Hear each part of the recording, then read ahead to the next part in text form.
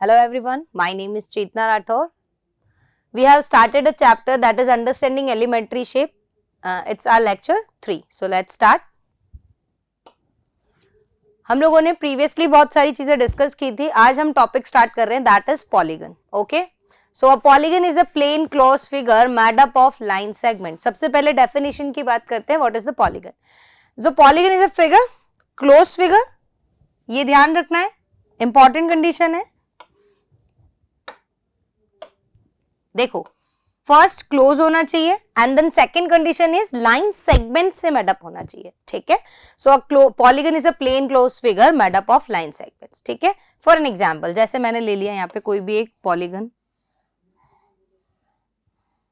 ठीक है, हमने यहाँ पे पॉइंट्स दे दिए इनको. Second point, third point, fourth point, fifth point और ये हो गया sixth. These are vertices. So अगर मैं नेमिंग कर दूं A B C D E F, ये क्या हो जाएगा आपका पॉलीगन. किन से बना है? लाइन सेगमेंट से. A B C C D D E F and F है. These are the line segments. Closed भी है. ठीक है, हमने ये सारी चीजें पहले पढ़ ली थी.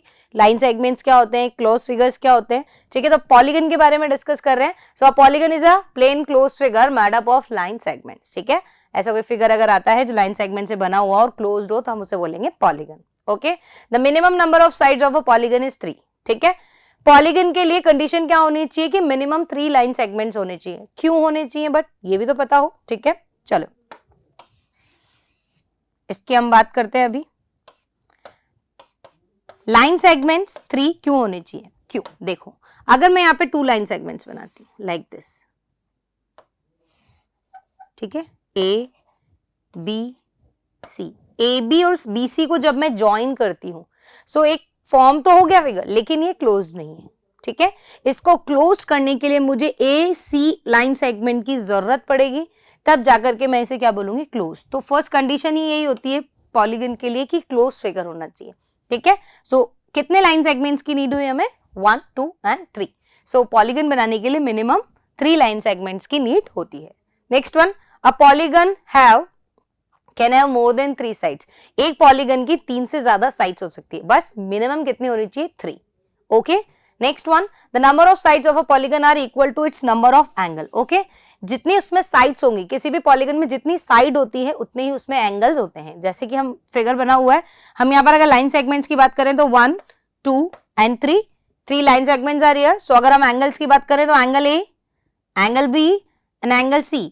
तो यहाँ पे एंगल्स भी कितने हैं? 3. सो जितने लाइन सेगमेंट्स पॉलीगन में होते हैं उतने ही कितने क्या होते हैं? एंगल्स होते हैं. क्लियर है?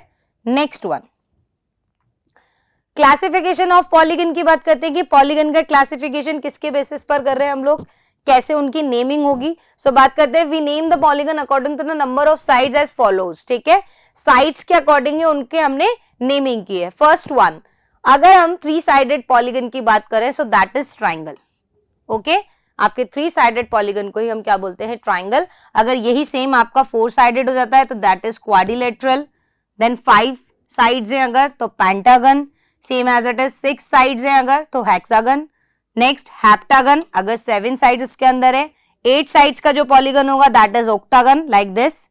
9 साइड्स का जो होगा नोनागन that is like this. And 10 sides का होगा decagon. Okay, so number of sides के अकॉर्डिंग ही पॉलीगन्स को नाम दिए गए हैं. क्लियर है? नेमिंग उसी के अकॉर्डिंग की गई है. वैसे आपके लिए यूजफुल जहां तक होता है दैट इज पेंटागन. हम पेंटागन तक ही डिस्कस करते हैं. ओके, चलिए next one, regular polygon. Okay, what is a regular polygon? A polygon is called the regular if all sides and are equal in the length and all angles are equal in the measure. आप regular कब बोलेंगे polygon को? Polygon तो आपने बना दिया, मैंने कैसे भी पॉलीगन बना दिया. जैसे ये एक पॉलीगन हो गया. ठीक है, हमने एक पॉलीगन फॉर्म किया है. यहाँ पे ये ट्राइंगल है. ओके, मैं इसको रेगुलर कब बोलूंगी? ये रेगुलर कब होगा? ठीक है, मान दें यहाँ पे ए बी सी पॉइंट्स है. So when A B is equals to B C is equals to A C. Okay, इसकी तीनों साइड्स इक्वल हो और इसके तीनों एंगल्स भी इक्वल हो, तब हम इसे क्या बोलते हैं? Regular polygon. ओके, सो किसी भी पॉलीगन में अगर सभी साइड्स की लेंथ इक्वल हो और सारे एंगल्स का मेजर भी इक्वल हो, सो that is the regular polygon. Is it clear? Next one, हमारे फर्स्ट पॉलीगन होता है ट्राइंगल, उसी के क्लासिफिकेशन की हम बात करते हैं. Okay, so we know that the triangle is a polygon of 3 sides. First polygon यही होता है हमारा. It has 3 angles and 3 sides. इसमें कितनी साइड्स होती हैं? 3. एंड एंगल्स भी कितने होते हैं? 3. So we classify triangles according to sides as well as according to angles. ठीक है, जो ट्राइंगल का क्लासिफिकेशन होगा वो 2 टाइप से होगा. फर्स्ट साइड्स के बेसिस पर, the second one is angle के basis. Okay, let's start. According to sides हम क्लासिफिकेशन स्टार्ट करते हैं. ओके, साइड कर बेसिस पर ट्राइंगल्स कितने टाइप्स के होते हैं उस पर बात करते हैं. सो फर्स्ट आता है हमारा according to side, that is scalene triangle. Scalene triangle का क्या मीनिंग है?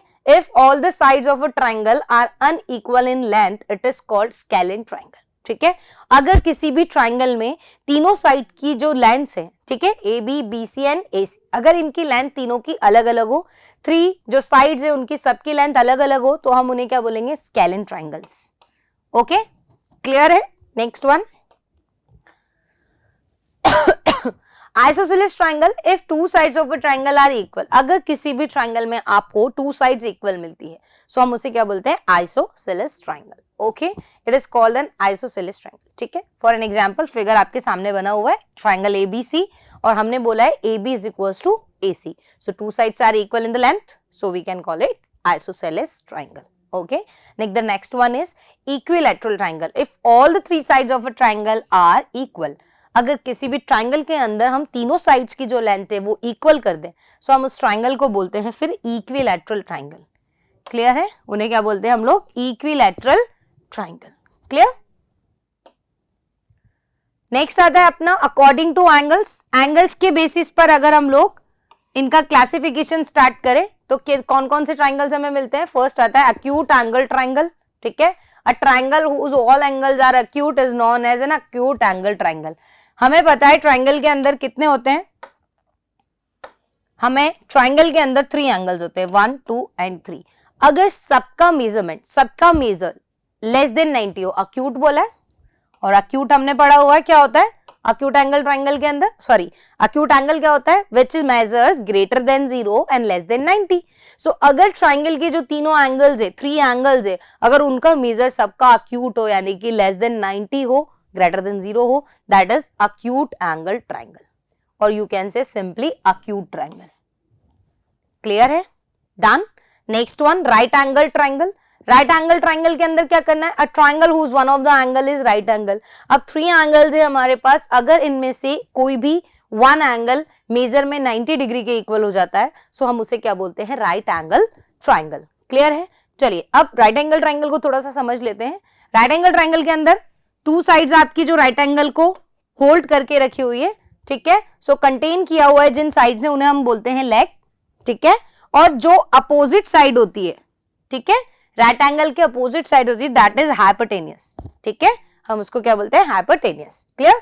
The side opposite to the right angle is called the hypotenuse and the other 2 sides are called the legs of the triangle. जो contain करती हैं right angle को, that are the legs, and opposite to the right angle that is hypotenuse. Clear? Next one, next आता है अपना obtuse angle triangle. ठीक है, अब ट्राइंगल्स की बात करें तो फर्स्ट हमने अक्यूट पढ़ा, जिसमें सारे एंगल्स कैसे थे? अक्यूट. नेक्स्ट हमने राइट एंगल पढ़ा, जिसमें ओनली 1 एंगल 90 डिग्री के इक्वल कर दिया हमने, so that is right angle. Last one है आपका obtuse angle triangle, that is a triangle whose one of the angle is obtuse is called obtuse angle triangle. अब तीनों एंगल्स में से जितने भी 3 एंगल्स हमारे ट्राइंगल के अंदर है, अगर उनमें से हम किसी भी एक एंगल की वैल्यू को ऑब्ट्यूज कर दें, और ऑब्ट्यूज का मीनिंग क्या था? Greater than 90 and less than 180. ठीक है, सो अगर इसके बीच में हमें किसी भी एंगल की वैल्यू मिलती है, सो हम उसे क्या बोलेंगे? Obtuse angle triangle. डायग्राम देखें आप, यहाँ पर जो एंगल ए है that is acute, angle B again acute, but angle C की value you can see here it is obtuse. Okay, देखें ये ग्रेटर देन 90 है, बिकॉज 90 होता तो कुछ इस तरह से होता, सो ये 90 से कुछ ज्यादा है, that means this is obtuse angle. So ये वाला ट्राइंगल क्या हो जाएगा? ऑब्ट्यूज एंगल ट्राइंगल, और सिंपली आप बोल सकते हैं ऑब्ट्यूज ट्राइंगल. क्लियर है? डन. चलिए कुछ रिलेशंस है हमारे साइड्स एंड एंगल्स के बीच में ट्राइंगल के अंदर, वो हम पढ़ लेते हैं. Then The angles of a scalene triangle are unequal. हमने scalene triangle की जब बात की थी तो हमने बोला था कि सारी साइड्स के जो मेजर हैं लेंथ है वो अलग अलग होंगी. So same as it is आप क्या बोलेंगे, अगर लेंथ अलग अलग है तो उसके एंगल्स की वैल्यू जो आएगा, एंगल्स का जो मेजर आएगा वो भी तीनों का अलग अलग होगा. Okay, next one, in isosceles triangle two angles are equal. हमने जब आइसोसेलेस ट्राइंगल की बात की थी तो हमने बोला था that means two sides are equal if two sides are equal in a triangle. ठीक है, सो अगर टू साइड्स इक्वल है तो इनके अपोजिट एंगल्स भी इक्वल होते हैं बच्चे. ठीक है, सो उसमें टू एंगल्स भी इक्वल आएंगे. Okay, next, all the angles of an equilateral triangle are equal. Equilateral triangle की बात करें तो सारी साइड्स इक्वल थी, all the three sides are equal in the length. So यहां पर उनके तीनों एंगल्स का जो मेजर है वो भी क्या होगा, इक्वल होगा. ओके, यानी कि जितनी साइड्स इक्वल होती है ट्राइंगल में उतने एंगल्स की वैल्यू भी इक्वल होती है. Next one, if two angles of a triangle are equal then the sides opposite to them are also equal. अगर हम कोई ट्राइंगल फॉर्म करते हैं इस तरह से और we are saying this angle is equal to this angle. Okay, triangle ABC in which angle B is equals to angle C. So we can say if angle B is equals to angle C then AC will be equals to AB. It means opposite जो sides होंगी equal angles की वो भी क्या होंगी, equal होंगी. Clear? ये आपका statement ये वाला बताता है. Next one, a right angle triangle with two sides equal is called an isosceles right angle triangle. Okay, अगर आप right angle triangle form करते हैं like this, ठीक है, point A, point B and point C. B is right angle here. Okay. So हम क्या बोल रहे हैं, if two sides are equal. So obviously मैंने क्या बात की थी, साइड्स यही होती है हमारे पास, दिस साइड इज हाइपोटेनस, ये कभी भी किसी और की इक्वल नहीं हो सकती राइट एंगल के अंदर. So we can say this side is equal to this one. Okay, जो राइट एंगल को कंटेन करती है. अगर इन दोनों का मेजरमेंट क्या है, इक्वल है. ठीक है, इन दोनों का मेजरमेंट क्या है, इक्वल है. सो फिर वो राइट एंगल कैसा हो जाएगा, आइसोसेलेस राइट एंगल ट्राइंगल. और वैसे भी हम अगर किसी ट्राइंगल में टू साइड्स की वैल्यू इक्वल होती है सो हम उसे आइसोसेलेस ही बोलते हैं.